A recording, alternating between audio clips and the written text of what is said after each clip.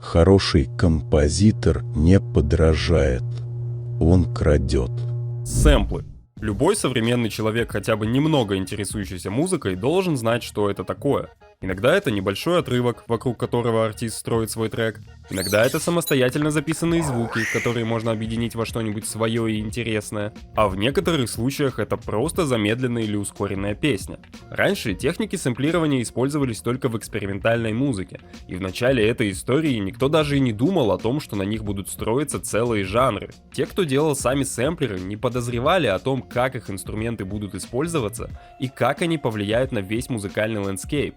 К их удивлению, сейчас сэмплы в той или иной форме используются во всей современной музыке, причем независимо от жанров. И в этом видео мы поговорим про два альбома, без которых все, что я сказал выше, было бы совсем по-другому. Ну и еще про Plunderphonics, про то, что это такое, откуда растут ноги, про само сэмплирование. Но я же не зря видео так назвал, да? Вы пока там подпишитесь на канал, а я начинаю. На самом деле истоки сэмплирования появились задолго до изобретения сэмплеров, и этим приемом пользовались еще в классической музыке. Например, часто композиторы могли брать отрывки других музыкантов и без зазрения совести добавлять их в свои произведения. Либо из уважения, либо потому что считали, что могут использовать этот отрывок лучше, чем в оригинале, ну или просто пиздить. Иногда в одной композиции таких отрывков могло быть даже несколько, из совершенно разных симфоний от разных авторов. И в таком случае подобные произведения можно смело назвать самой ранней формой такого явления, как Plunderphonics. Что же это такое? Plunderphonics — это техника и впоследствии целый жанр, где берутся заранее существующие треки или любые аудиозаписи, из которых создается новая и чаще всего полностью отличающаяся от первоисточника композиция. Причем по канону жанра оригинал желательно должен оставаться узнаваемым. Звучит почти в точности, как то, что используется в хип-хопе, но отличия здесь все-таки есть. Во-первых, музыка совсем не обязательно должна придерживаться хип-хоп структуры. Например, вот это явно не хип-хоп.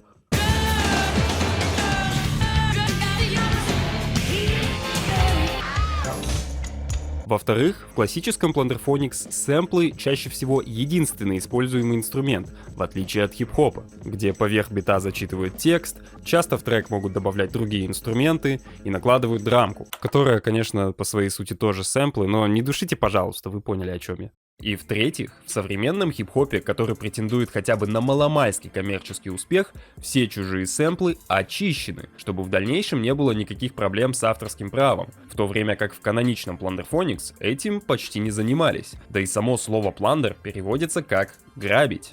Термин Plunderphonics придумал некий Джон Освальд в 1985 году, и мы к нему еще вернемся, но для начала давайте погрузимся в истоки всего этого. На самом деле, к манипуляциям с уже готовыми аудиозаписями люди шли достаточно долго. В самом начале 20 века в визуальном искусстве уже давно были повсеместные заимствования, люди умели делать коллаж, существовал кубизм, где некоторые художники использовали обрывки газет для написания своей картины, что очень похоже на то, как Plunderphonics музыканты использовали для своих композиций отрывки из радио и передач. И в конце концов, в кинематографе почти с самого его появления уже вовсю применялся монтаж. Склейка уже записанных фрагментов, напоминаю. Но это неудивительно, что люди долгое время не пользовались подобными приемами в музыке. Все-таки сходу и не поймешь, а зачем это вообще может пригодиться в этой сфере. Поэтому самый ранний прецедент подобных манипуляций произошел лишь в 1939 году, когда Джон Кейдж додумался принести на перформанс граммофон как музыкальный инструмент, чтобы сыграть свой Landscape номер 1. И это тоже еще был самый минимум, потому что на тот момент Кейдж манипулировал лишь тоном и скоростью. В 1951 году он использовал несколько разных записей для 12 радиоприемников на Landscape номер 4, и наконец в 1955 году представил Landscape номер 5, где он сделал звуковой коллаж из 42 граммофонных пластинок, защищенных авторским правом. Это один из примеров самого раннего Plunderphonics. Но понятное дело, что на то время подобным занимались только ради экспериментов. Процесс был относительно трудоемким, и эти техники использовались только для специфических целей. В популярную музыку это дошло лишь в 1966 году, когда Beatles начали пользоваться этим на револьвере, где они переворачивали и замедляли пленку. Но по-настоящему все изменилось с изобретением этой штуковины — цифровой сэмплер. Теперь, вместо того, чтобы руками резать пленку, чтобы сделать какой-то сомнительный эксперимент, требовалось всего лишь оцифровать звук, который впоследствии можно изменять как пожелаешь. Мгновенно. И вроде бы круто, теперь можно сэмплить что угодно и когда угодно. И люди этим пользовались. За достаточно короткий промежуток времени сэмплер успел сильно повлиять на всю индустрию, учитывая, что им пользовались Кейт Буш, Питер Габриэль, Дюран Дюран и другие влиятельные музыканты того времени. И это не говоря о том, что именно сэмплер дал лицо хип-хопу, который на тот момент только начал просачиваться в мейнстрим. Но со всем этим развитием технологий закон тоже не стоял на месте. Пландерфоникс артистов, по крайней мере трушных, закон, конечно, не особо волновал. Например, вышеупомянутый Джон Освальд через свои работы как раз пытался показать, насколько большой была пропасть между авторским правом и современным положением сэмплирования в музыке. Вместо того, чтобы пытаться как-то скрывать сэмплы, Освальд намеренно оставлял их узнаваемыми, часто брал сорсы из популярных в его время радиохитов и швырял их в лицо слушателям. В результате для многих жанр стал формой протеста против чересчур строгого копирайта, а иногда и против капитализма в целом. Да, Vaporwave — это родной сын Plunderphonics. И да, я в очередной раз его упоминаю просто потому, что я люблю его и не могу отпустить. Например, в 1997 году группа Negative Land выпустила альбом Dyspepsy, который был критикой на две монопольные компании Coca-Cola и Pepsi, от рекламы которых невозможно было убежать. Звучит в точности как то, чем занимались Vaporwave артисты. Естественно, учитывая эту анархистскую натуру, подавляющее большинство работ в жанре были и остаются известны только в очень узких кругах, кроме нескольких исключений, но для того, чтобы перейти к ним, нам нужно поговорить про рэп. Опять. В 80-х годах хип-хоп тоже не сильно боялся авторских прав, и сэмплирование там было самим собой разумеющимся. Жанр был свободной творческой площадкой для маленьких экспериментов, где продюсеры с каждым годом находили все более креативные способы работы с сэмплерами и пультами. В начале 80-х он был танцевальным и ассоциировался с диско-звучанием. В середине 80-х вдохновение стало черпаться из рока и джаза. Постепенно, к концу 80-х, хип-хоп вышел на мировой уровень, что привело его к точке, которая навсегда сменит вектор развития жанра. 91 год. В 1991 году певец Гилберт О'Салливан подал в суд на рэпера Biz Markie, который использовал в своем треке неочищенный сэмпл вышеупомянутого музыканта. «Не укради», процитировал судья и обвинил рэпера не только в нарушении авторских прав, но и в воровстве. Незадолго до этого произошел более известный случай с De La Soul, когда группа The Turtles засудила рэперов за использование их трека в небольшой интерлюдии. Любой, кто считает сэмплирование креативом, никогда не создавал по-настоящему ничего креативного, сказали The Turtles, которые даже не сами написали тот трек, который был засэмплен. Ага, пон. Дело было решено вне суда, и De La Soul пришлось заплатить $1 700 000. После такого неудивительно, что все рэперы наложили в штаны. Стоит сказать, что разбирательства из-за сэмплирования были и до этого случая. Например, у того же Майкла Джексона уже были проблемы из-за сэмпла, но случилось это только потому, что Майкл Джексон уже давно был мейнстримом. Хип-хоп тоже им стал, из-за чего эра сэмплов без ограничений подошла к концу. В ответ на это, рэперам пришлось очищать каждый используемый сэмпл, то есть обращаться к правообладателям за разрешением и, естественно, платить им за каждый сэмпл круглую сумму. Но некоторые смогли найти обходные пути. Например, вполне возможно, что Доктор Дре начал переигрывать сэмплы живыми инструментами не потому, что он крутой и эпичный, а потому что нанять сессионных музыкантов дешевле. Да, таким образом можно сэкономить больше, чем в 2 раза, ведь тогда придется платить налог только за использование чужой композиции, и тогда это будет не сэмплирование, а интерполяция. А если просто использовать сэмпл, то тогда придется платить и за композицию, и за запись этой композиции, то есть за звук, который отличает ее от, например, других версий этой песни. Помимо этого были еще способы экономии. Связи с музыкантами, которые могут по старой дружбе сделать скидку на очистку. Сарафанным радио передавались списки тех, кого ни при каких условиях нельзя сэмплить, потому что у них запредельные цены. Ну и можно было просто изменять сэмплы до неузнаваемости, чем пользовались некоторые креативные самородки. Но сколько бы обходных путей не было, они не сглаживали общую картину. И вроде как, все эти суды и копирайты — это очень грустно, да? Но ведь ограничения в музыке часто сказывались положительным образом. В конце концов, в ограниченных условиях музыкантам приходится быть более изобретательными, в результате чего могут рождаться целые новые жанры. Поэтому говорить о том, что судебные инциденты негативно сказались на музыке, мы не можем. Но не можем ли мы? Producing.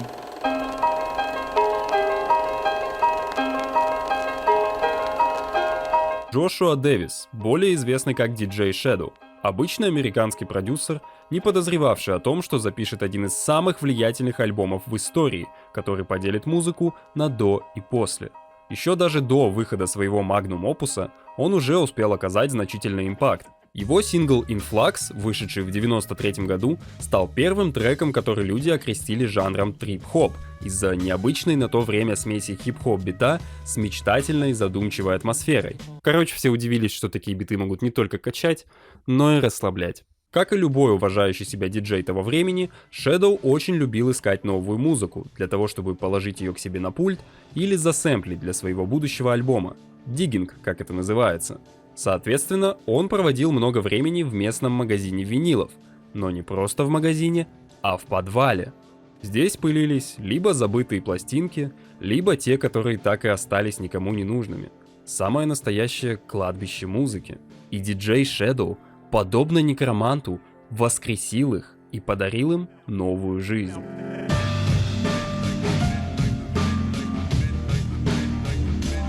Introducing. Грааль инструментального хип-хопа. Великий альбом и первый герой этого видео. По моим наблюдениям, многие не до конца осознают масштабы его влияния и важности, поэтому поясню как смогу. После инцидента с De La Soul, которые в конце 80-х выпустили, наверное, самый креативный рэп-альбом того времени, хип-хоп в какой-то степени замедлился в развитии из-за того, что эксперименты с сэмплами теперь могли сыграть злую шутку с музыкантами. У них был выбор. Либо стараться делать коммерчески успешную музыку с использованием от силы 2 сэмплов на трек, либо раскрыть свои таланты по полной, но оставаться в андеграунде. И лишь самым талантливым и решительным удавалось найти золотую середину. Одним из таких был DJ Shadow.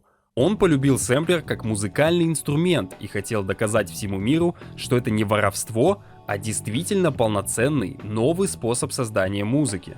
Introducing стал одним из первых ярких примеров того, что сэмплинг — это тоже легитимная форма искусства, посильная в полной мере лишь немногим. И да, после прослушивания альбома язык просто не повернется назвать это воровством.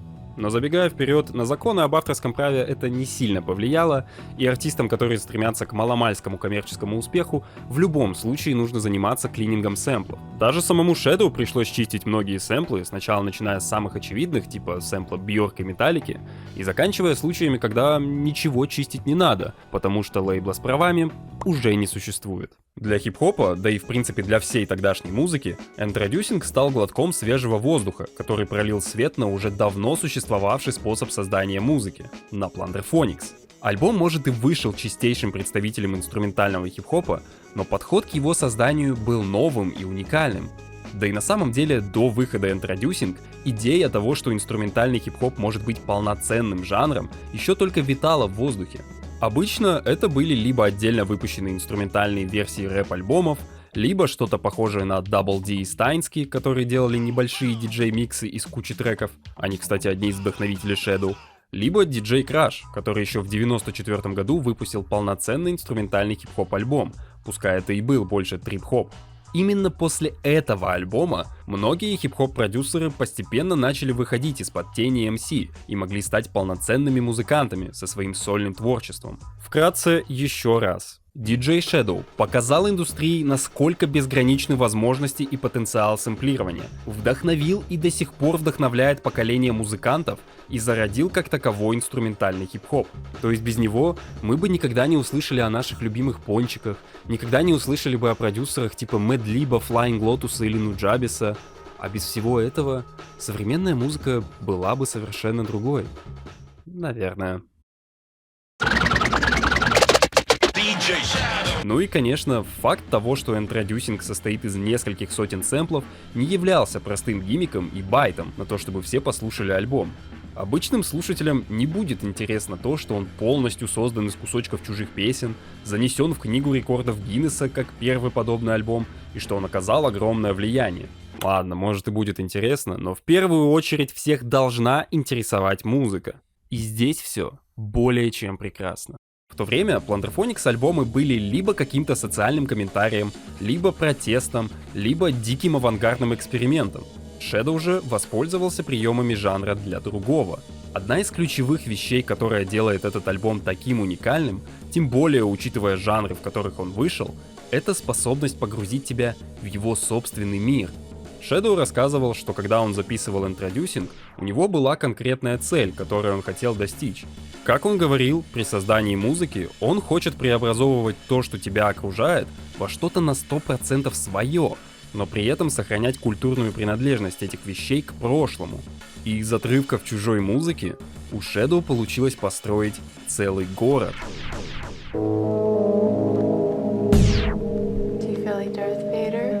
На Introducing под размытыми тегами Plunderphonics и инструментальный хип-хоп скрывается еще великое множество жанров.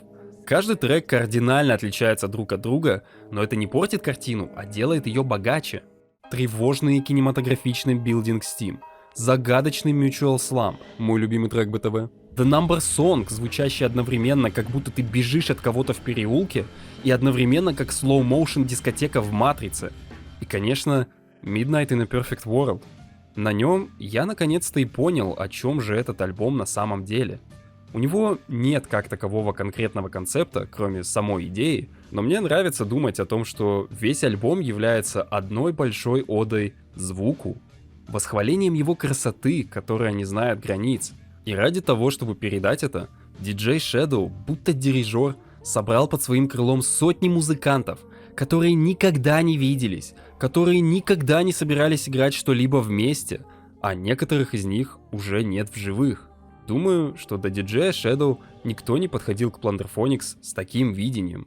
Я бы мог сказать намного больше про гениальность этого альбома, но так вышло, что еще я слушал кое-какой другой альбом, который, я считаю, в чем-то даже превзошел Introducing. Это The Avalanches. На тот момент никому неизвестная австралийская группа, которая пыталась найти свой собственный уголок в музыкальном мире. Сначала они играли что-то похожее на более панкушных Swans, затем начали заглядываться в сторону хип-хопа, но в конечном итоге обнаружили себя на танцполе, где записали один из лучших альбомов, которые только были выпущены на нашей планете. Это Since I Left You, дебютная работа Аваланчей, вышедшая в 2000 году. Танцевальный альбом, вдохновленный тогдашним хаусом и Beach Boys. Такая своеобразная неопсиходелия, которую решили адаптировать под танцпол, и которая была создана, внимание, из 3500 сэмплов. Это не точная информация, каждый участник до сих пор называет разную цифру, но чаще всего в интервью упоминается именно это число. По сути, Since I Left You является прямым идейным наследником Introducing.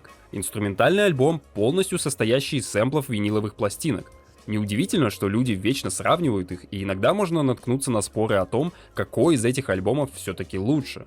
Все это, несомненно, их роднит, но в то же время эти альбомы полные противоположности. Introducing и Since I Left You принято называть как инь-янь жанра Plunderphonics. Если первый — это ночная симфония мрачного неонуарного города, то второй — это солнечный круиз, беззаботное путешествие с улыбкой сквозь жизнь.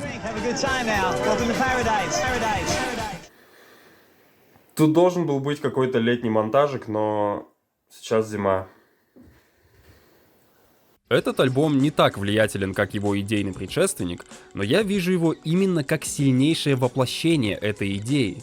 Идеи брать чужое для создания своего. Introducing звучит так, словно диджей Shadow аккуратно расставлял сэмплы по своим местам и таким образом потихоньку добивался нужной ему атмосферы. Аваланчи же, по ощущениям, будто бы бросили бэушные винилы в мясорубку, и каким-то чудом у них вышло еще лучше. Когда ты слушаешь Since I Left You, ты чувствуешь через музыку, насколько ее создателям было весело.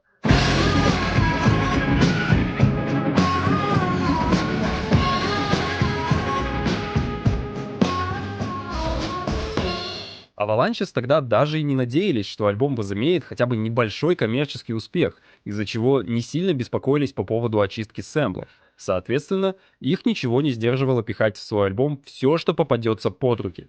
Но стоило им официально выпустить его, как он тут же попал в чарты в их родной Австралии. Естественно, теперь, если они хотят выпустить альбом в других частях света, то им придется чистить как можно больше сэмплов. Для этого они даже позвали эксперта по очистке Пэт Шенахан по кличке Детектив. И даже с ее помощью альбом был выпущен в Америке только спустя год, в 2001. Avalanches не сразу обрели всемирную известность. Все-таки в начале нулевых подобная музыка уже была немного не в тренде, но спустя время Since I Left You начали ценить все больше и больше людей. Во-первых, с каждым переслушиванием альбома ты начинаешь замечать то, чего не слышал раньше, постоянно удивляясь тому, до чего же здесь много слоев. А во-вторых, в успехе им помог интернет нулевых. В то время альбом разлетался по интернету от одного человека к другому, в результате чего Since I Left You стал андеграунд-феноменом, возвелся в культ, что постепенно и привело их к тому, что теперь они могут выступать хедлайнерами на фестивалях. Изначально у альбома должен был быть конкретный концепт – погоня некого героя за своей любовью по всему миру. Но каждый раз, когда он чувствует, что приближается к ней, он оказывается на шаг позади. Задуманный концепт однозначно прослеживается, но группа решила не зацикливаться на этой идее. И, наверное, это было правильным решением, ведь по итогу Since I Left You вбирает в себя намного больше. Даже если воспринимать его как простой танцевальный альбом для вечеринки на круизном корабле, он все равно не ограничивается только лишь весельем и радостью. Ведь ты понимаешь, что это ощущение не может продолжаться вечно, и когда-то вечеринка закончится.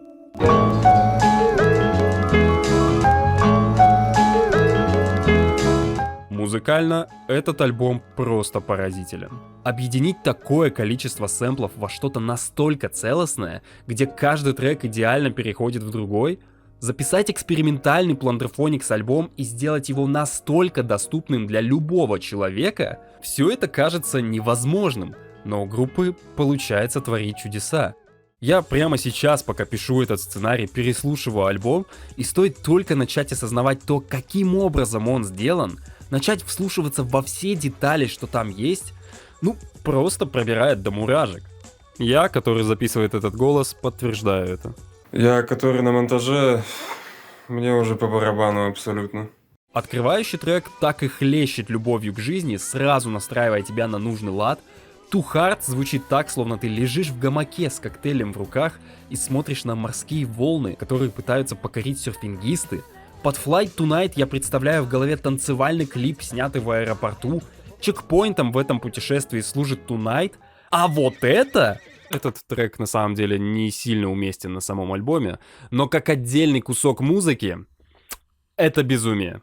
Frontier Psychiatrist явно был сделан под вдохновением от Принца Пола из De La Soul, учитывая, как группа здесь пользуется юмористическими вставками. Кто в здравом уме додумался бы скретчить голос женщины, которая имитирует попугая, и вставить этот сэмпл в песню про мальчика, которому нужна терапия, в котором тебя качает сэмпл фырканья лошади? Life in Dominoes дает тебе последнюю дозу танцевального экстаза, в котором ты пляшешь со слезами на глазах, осознавая, что это ощущение далеко не вечно. Но затем начинается Extra Kings, на котором ты принимаешь это и с легкостью отпускаешь. Так же, как герой этого альбома с улыбкой отпустил свою вечно убегающую любовь, поняв, что никогда ее не настигнет. Но путешествие, которое он проделал, которое мы проделали, оно вместе с нами навсегда. Avalanches хотели себе свой собственный музыкальный уголок. Они его получили. Вот только теперь даже они сами не могут туда зайти. Спустя 23 года все еще нет ни одного альбома, который звучал бы так же, как Since I Left You, потому что даже сама группа признала, что они никогда не смогут повторить это. Вот я рассказал вам про эти два альбома, и сейчас мне немного стыдно, потому что я соврал вам. На самом деле, когда вспоминают лучшие Plunderphonics альбомы, люди вспоминают не инь-янь жанра. Это я сам придумал и посчитал, что звучит круто. Нет, люди вспоминают Святую Троицу.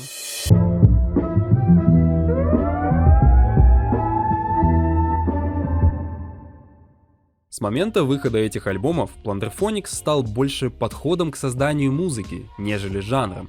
Переосмысление старого в новое. Таким образом, под этим тегом может быть как инструментальный хип-хоп, так и сюрный эмбиент с вапорвейвом. Но, наверное, мне стоит перестать делать вид, что это видео про Plunderphonics. Вы уже давно поняли, что я хотел поговорить не про это. Так к чему же была эта огромная прелюдия про сэмплирование, про 91 год? А к тому, что после прослушивания этих альбомов, после прослушивания еще нескольких примеров, где сэмплирование — это основной двигатель и главный инструмент, невольно возникает вопрос из разряда «А что если?». Что если события 91 года никогда бы не произошли? Может быть, если бы не эти ограничения, то таких альбомов было бы намного больше? Не приходилось бы слишком сильно париться из-за копирайтов, не приходилось бы загонять себя в рамки 1-2 сэмплов на одну песню. Но в то же время, а что если законы об авторском праве были бы такими же строгими, например, в 30-е годы? В джазе нельзя было бы заимствовать музыкальные куски, что используются там очень часто. Не было бы бесконечного количества реинтерпретаций на Autumn Leaves. Никто не пытался бы повторить успех диснеевских мультфильмов, учитывая, что в определенный момент они все выглядели почти одинаково, а значит, не было бы, например, Looney Tunes. Никто даже и не думал бы о том, чтобы проводить какие-то эксперименты с пленками с чужим материалом, а в таком случае не существовали бы целые жанры. Рэпа бы не было. Мир был бы прекрасен. В общем, раз так, то, наверное, лучше пускай аж будет так, как есть. И как сказал один ютубер в своем старом видео, нужно ценить то, что имеем. Большое спасибо за просмотр. Выражаю благодарность следующим ребятам: Мотя Скуфин, Янгбрак 228, Эстериал Ноктюрн, Сплеттер и Илья Филинов. Остальным бустерам также огромное спасибо, вы все на экране. Небольшое объявление для тех, кто остался. Если кто не знал, у меня есть Twitch канал, на котором я в ближайшее время планирую более-менее начать стримить, нормально так, с расписанием, знаете. Там мы будем слушать музыку, играть в игры, проводить аукционы, все что угодно, лишь бы у меня были какие-то деньги, бля. Короче, подписывайтесь, чтобы не пропустить стримы, и можете еще на Telegram подписаться, чтобы вдвойне не пропустить их, и мне надо там 1000 человек добить уже наконец-то. И на этом все. Следующее видео, не поверите, про мангу. Все, всем спасибо. Все.